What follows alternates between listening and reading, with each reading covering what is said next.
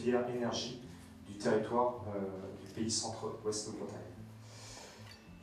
Quadcoop que nous créons aujourd'hui est l'émanation de l'engagement des acteurs ici présents et d'autres qui n'ont pu se joindre à nous. Mais Quadcoop est également la suite de travaux engagés depuis plusieurs années par plusieurs élus et entrepreneurs qui se reconnaîtront et que je suis ravi de voir ici. Ce projet Quadcoop est en lien direct avec la nouvelle mission de l'ADECOM qui est l'adaptation au changement climatique avec l'impact futur de la SIC sur la préservation du bocage, sensibilisation et valorisation de l'entretien, en partenariat fort avec les EPCI, donc merci aux EPCI, et également les agriculteurs du territoire. Quadcoop montre qu'il est possible de créer une synergie des acteurs et actrices du centre-ouest de Bretagne pour le centre-ouest de Bretagne. J'ai trouvé que votre dynamique humaine, elle a levé énormément d'obstacles. Et je dois vous avouer que la dynamique humaine du centre Bretagne, elle est quand même exemplaire, quelque part. Donc il faut le dire en dehors d'ici. Vous pouvez compter sur moi. Donc c'est un projet qu'on suit de près côté région parce que il est très fédérateur pour le territoire. Il est aussi porteur d'avenir en termes d'autonomie énergétique pour le territoire, en termes aussi de recherche, de valorisation de cette biomasse liée au bois. Ici on est sur un territoire dans le COP qui est très arboré, qui présente aussi beaucoup de force en matière d'agriculture. C'est donc un projet en fait, qui coche pas mal de cases pour la région, que ce soit en matière, je le disais, d'énergie, de remplacement des énergies fossiles pour se chauffer, en matière également agricole, puisqu'on est sur des enjeux aussi de haies, de réimplantation de haies. Et puis c'est un projet qui peut aussi nous intéresser, nous, région Bretagne, parce qu'on est également propriétaire de pas mal de bâtis en fait, sur le territoire, que ce soit des lycées, ici de Château de Quérampuis, dans lequel l'AG de la SIC se tient. Et peut-être que demain, on sera nous-mêmes clients de cette SIC pour venir chauffer nos bâtiments. De décarboner, c'est toujours intéressant, c'est durable, c'est du produit matière première circuit court. Donc c'est quand même mieux que de faire venir du gaz de Russie, par exemple. Ou du fioul d'Arabie. Donc voilà, toutes ces questions-là nous travaillaient et donc on s'est dit qu'il fallait qu'on le fasse nous-mêmes. Et donc on a travaillé à produire un modèle éco qui puisse accompagner les petites communes. Puis voilà, donc il a fallu après faire les statuts, le règlement, l'organisation, qui va dedans, qui ne va pas, comment on s'organise, etc.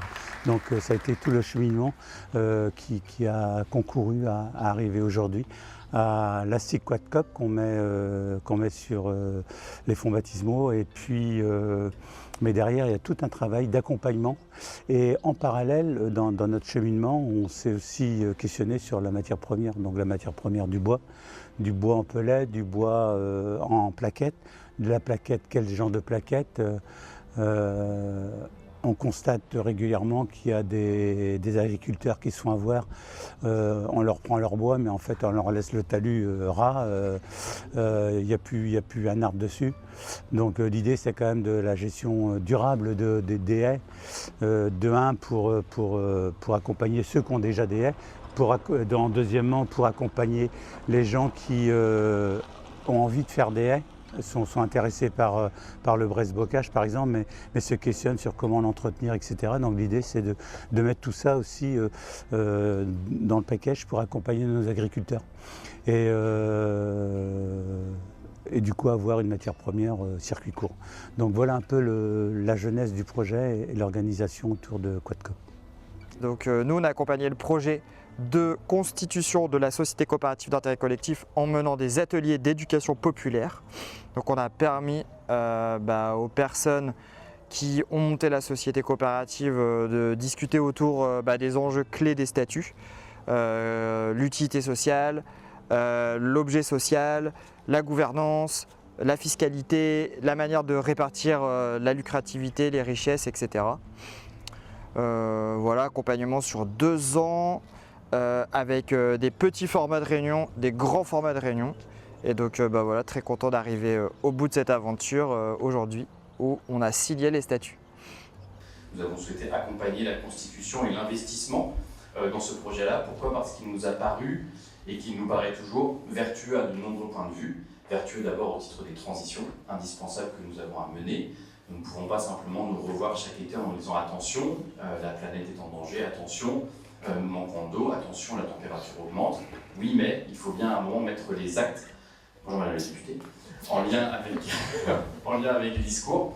Et c'est une façon aujourd'hui de réfléchir à comment est-ce qu'on fait adéquation entre les besoins humains des habitantes et des habitants, les besoins économiques des personnes qui travaillent ici et les besoins tout simplement de nos écosystèmes. Aussi bâtir à cet échelon un projet d'ampleur qui donne de la force à votre initiative.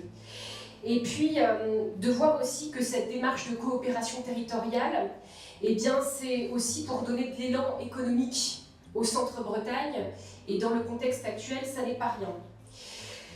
Je pense aussi, comme mon collègue vice-président du conseil départemental, que c'est ici un projet exemplaire dont il faut faire parler, dont il faut faire la promotion. Et à l'Assemblée nationale, en tant que membre de la Commission des affaires économiques, vous me donnez là l'occasion d'en faire une belle promotion quand on parle de l'activité économique dans nos territoires. Parler aussi d'une autre dimension à travers ce projet, c'est celui de la résilience d'un territoire. Vous l'avez très bien dit, vous répondez d'abord à un besoin, celui de fournir en énergie le Centre-Bretagne au plus près et ne plus dépendre des énergies fossiles. Et avec une ressource simple, issue de notre patrimoine local, celui des haies, des bocages, et puis de la sylviculture, qui nécessite de fait un entretien. Et donc, grâce à ce circuit court, vous développez une véritable petite industrie verte qui n'oppose pas production, parce que c'est important aussi de le dire dans les temps actuels, production d'énergie à préservation de l'environnement. Donc ça aussi, c'est une belle dimension de votre projet. Nous, notre rôle là-dedans, les agriculteurs, c'est de, pas oublier d'où vient le bois, et pas oublier que les haies, c'est essentiel, et pour que ce soit bien fait, il faut que ce soit fait de façon durable. Traduction, on ne coupe pas tout, mais on coupe quand même.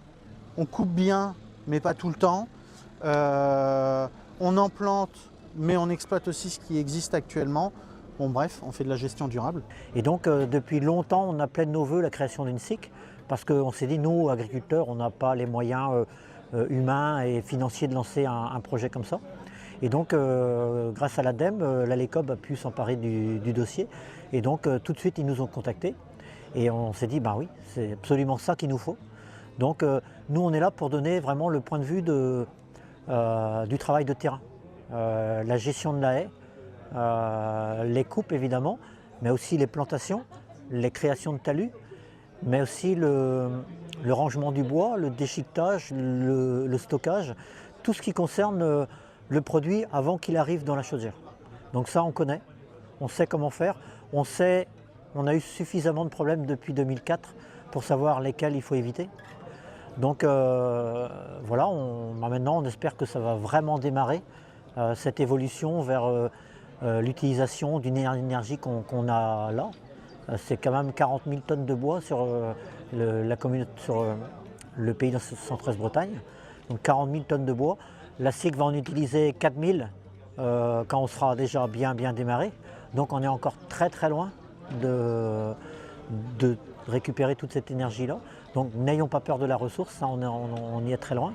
Donc il n'empêche qu'on a cette ressource-là, il faut qu'on l'exploite et qu'on l'exploite durablement. Parce que nous, l'objectif, c'est d'avoir des haies. C'est pas de faire de la chaleur, ça c'est un moyen. L'objectif, c'est d'avoir des haies pour éviter tous les problèmes qu'on a aujourd'hui régulièrement. Pontivy était inondé il y a un mois de ça, suite à des grandes pluies. On sait qu'à l'horizon 2030, c'est 20 ou 30% de rechargement des nappes phréatiques en moins, avec la même pluviométrie. Donc là, c'est même pas indispensable, c'est vraiment un coup de canon qu'on a. Enfin, il faut qu'on y aille, quoi. Et les haies bocagères, c'est le premier moyen qu'on connaisse pour éviter l'érosion et pour garder l'eau dans nos terres. Donc là, l'ECOB a joué son rôle justement d'accompagnateur, d'incubateur de ce projet avec le PICOB. Donc là, l'ECOB a apporté cette technicité avec Antoine Quérault, Benoît Heniel aussi, le directeur surtout, et d'avoir pu mettre en relation justement des élus avec d'autres techniciens, d'autres élus de d'autres territoires pour montrer qu'il est possible de créer justement cette structure, d'organiser cette filière bois, de la haie jusqu'au radiateur. On sent bien qu'il y a une envie d'aller vers ce type de projet, donc vertueux, mais donc ancré sur un territoire, et de pouvoir proposer voilà, une énergie verte pour demain, et surtout décarboner notre pays et d'être moins dépendant des énergies fossiles.